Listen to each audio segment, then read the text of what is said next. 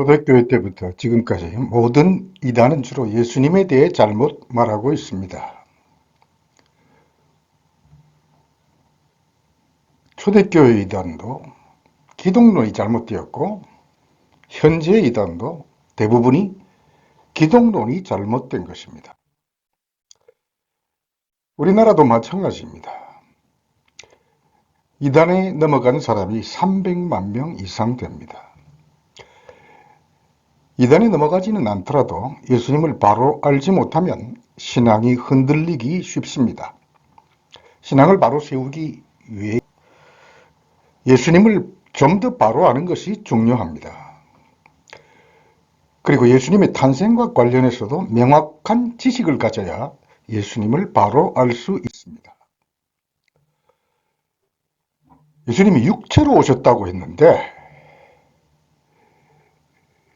이런 사람 태어난 것을 육체로 왔다고 말하지 않습니다.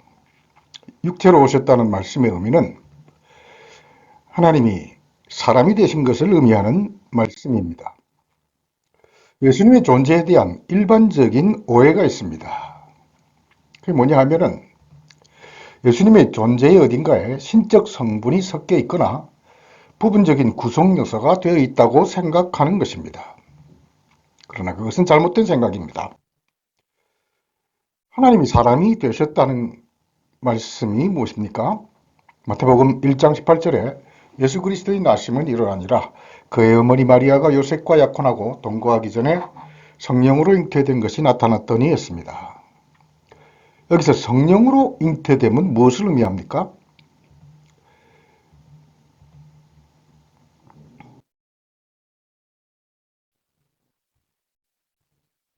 성자 하나님의 영이 마리아의 난자와 결합해서 예수님이 생긴 것이 아니라는 것입니다. 그렇게 되면 예수님은 반신반인이 되고 맙니다. 그리스 신화에 반신반인이 등장하지요. 제우스 신이 사람 여인을 아내로 택해서 아들을 낳았는데 그 아들이 헤라클레스입니다. 반신반인은 신의 본질과 인간의 본질이 반씩 섞여 있는 존재입니다. 예수님은 이런 신화 속의 인물처럼 허황된 반신반인일 수 없습니다. 성자 하나님의 영이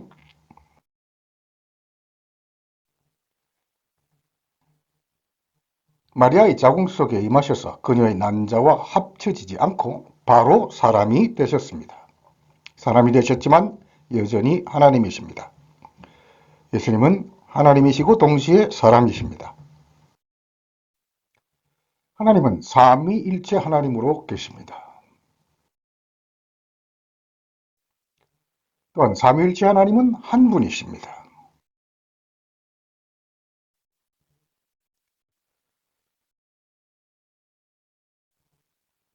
하나님은 한 분이시며 동시에 삼위로 존재하십니다. 삼위 하나님의 영 중에서 성자 하나님의 영이 그대로 사람이 되셨고 이 일이 성령의 역사로 이루어졌기에 성령으로 잉태되었다라고 합니다. 성령 하나님이 동정에게 임하셨고 성자 하나님이 그 마리아의 자궁에 임하셔서 아기 예수가 되었습니다. 그리고 성인이 되어 구세주가 되신 것입니다.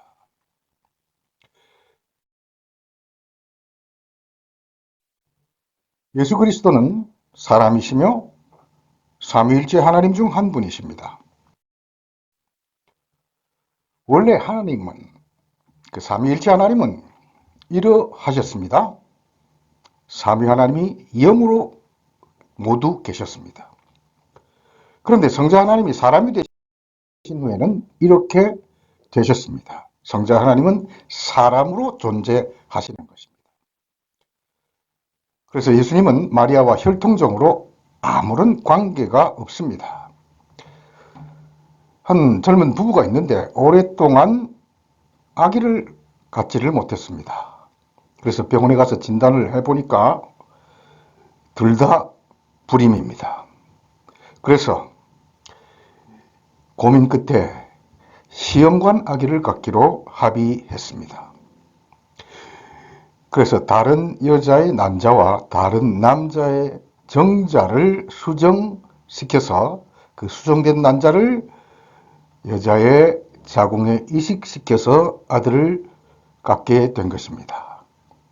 이 여자와 태어난 아기가 혈통적으로는 아무런 관련이 없습니다. 그것처럼 예수님도 마리아와 아무런 혈통적 관계가 없습니다.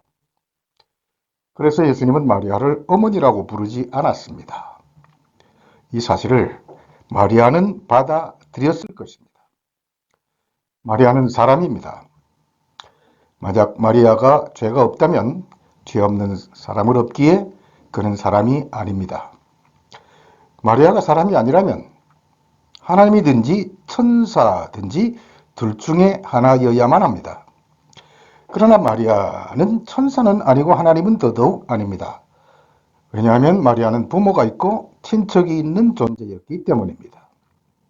왜 예수님이 마리아의 혈통으로 태어나면 안 될까요? 그러면 하나님과 사람이 반반 섞이게 되는 것인데,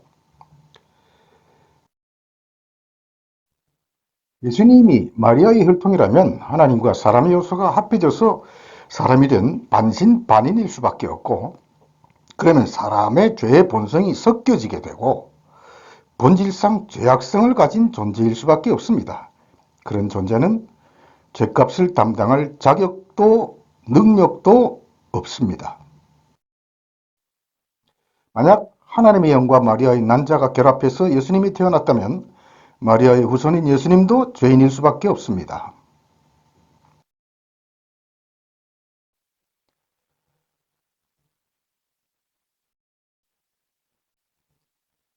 죄인의 자손은 역시 죄인이기 때문입니다.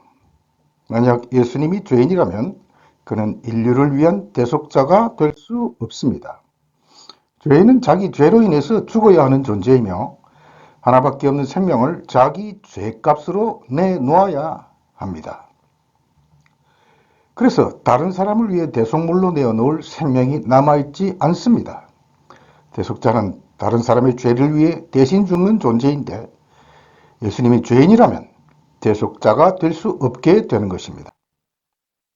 무염시태라는 말이 있습니다.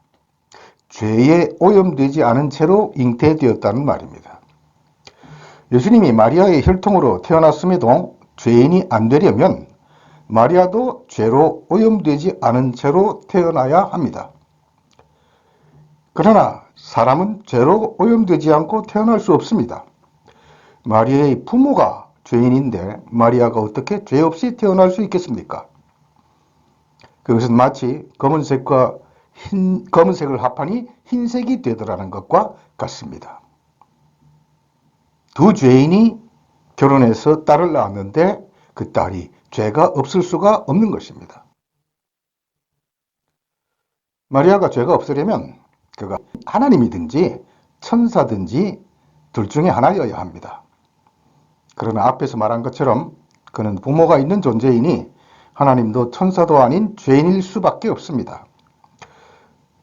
예수님도 마리아의 후손으로 태어났다면 오염이 될 수밖에 없는데 하물며 두 죄인의 딸로 태어난 마리아가 무염시태가 될 수는 없습니다.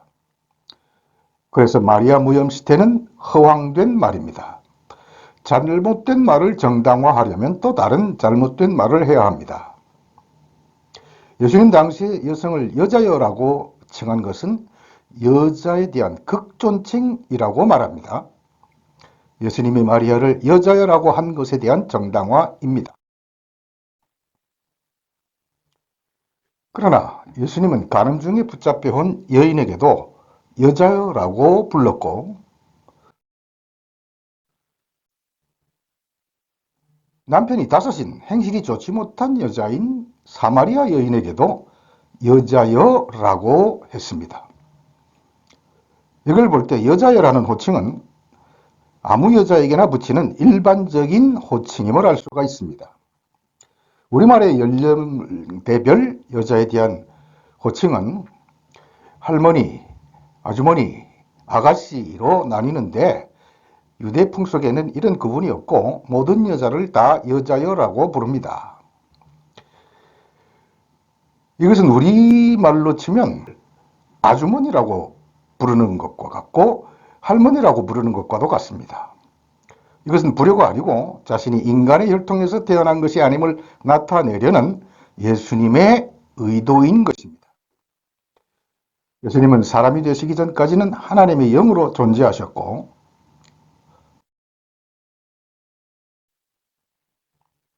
사람이 되신 후에는 사람으로 존재하시는 하나님이십니다.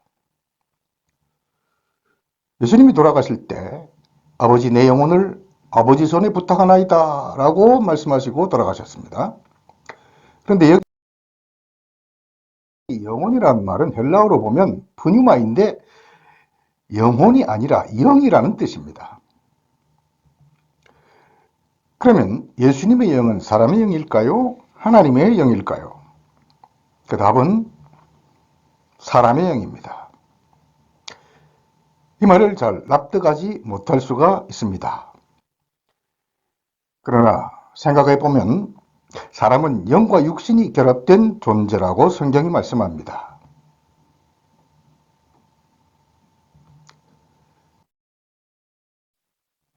그런데 사람의 육신에 하나님의 영이 결합이 되면 어떻게 됩니까? 그건 반신반인이 되고 마는 것입니다. 예수님이 완전한 사람이 되시려면 예수님의 영도 사람의 영이어야 합니다. 그 육체도 영도 사람의 것이어야만 완전한 사람일 수 있는 것입니다. 예수님은 사람의 영과 사람의 육체가 합해져서 이루어진 존재입니다. 그래야만 죄 없는 사람이 될 수 있습니다. 예수님은 성자 하나님의 영이 사람으로 화육하신 존재입니다.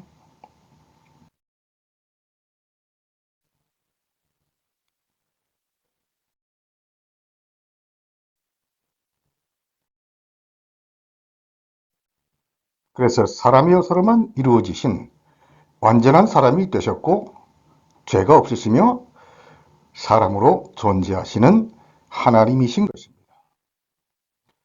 예수님은 절반은 하나님이시고 절반은 사람인 반신반인의 존재가 아닙니다. 예수님은 우리와 똑같은 사람이신데 사람으로 계시는 하나님이십니다. 그래서 예수님이 세상에 계실 때와 하늘 보좌에 앉으신 현재의 존재와 모습은 완전히 동일합니다.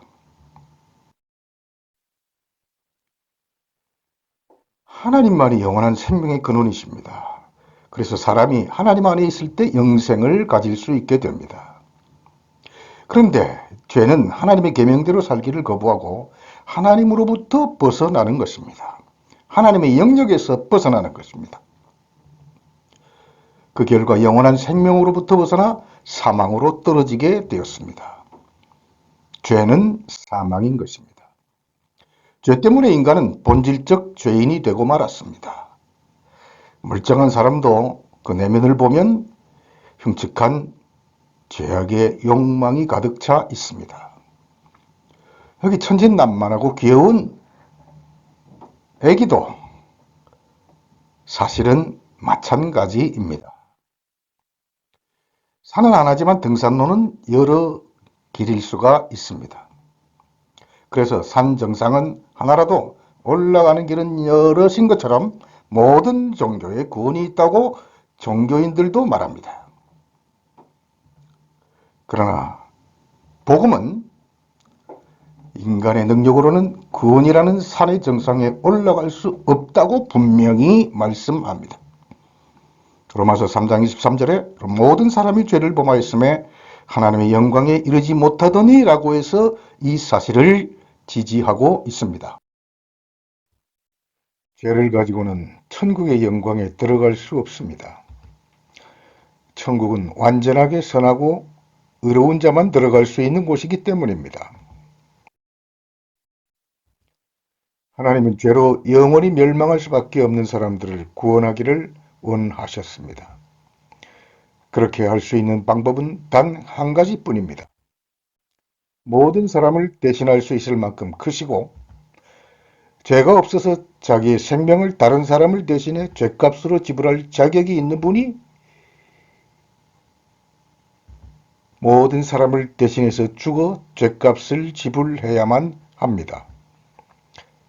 이런 존재는 예수님밖에 없습니다. 사람의 자손으로 태어나면 죄인일 수밖에 없습니다. 우리 인류의 조상 아담이 죄인이므로 아담의 후손으로 태어난 모든 사람이 죄인이 되었습니다. 그러나 하나님이 바로 사람이 되시면 죄가 없는 사람이 됩니다. 그러면 사람의 죄값 대신에 죽어서 죄값을 담당할 수 있습니다. 이 사실을 믿고 그리스도를 영접하면 죄사함을 받고 구원을 받을 수 있는 것입니다. 예수 안에 생명이 있습니다. 하나님은 죽으실 수 없으니 죽어서 인간의 죄값을 치르시려고 사람이 되셨습니다. 완전한 사람, 완전한 하나님이 되시려고 사람과 섞이지 않고 하나님이 바로 사람이 되셨습니다. 사람과 하나님이 섞이면 사람도 아니고 하나님도 아닌 애매한 존재이자 죄인이 되고 맙니다.